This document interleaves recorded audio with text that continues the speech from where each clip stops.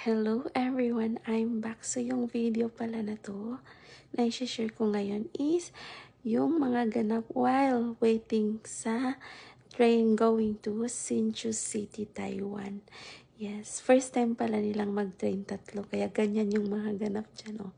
May param-param pa yan. Pati si Mama rumarampa na din, oh. Di ba masaya siya? Ayan, nakaka-happy naman talaga. Pero may isang batang naiinitan.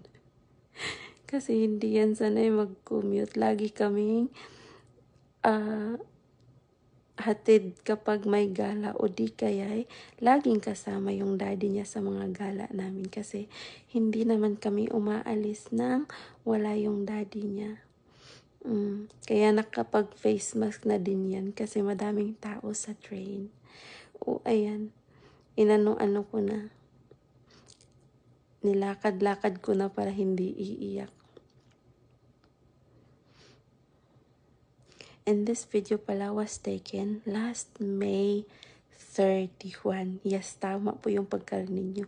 May 31 pa yan. Yan lang muna sa ngayon. Bye!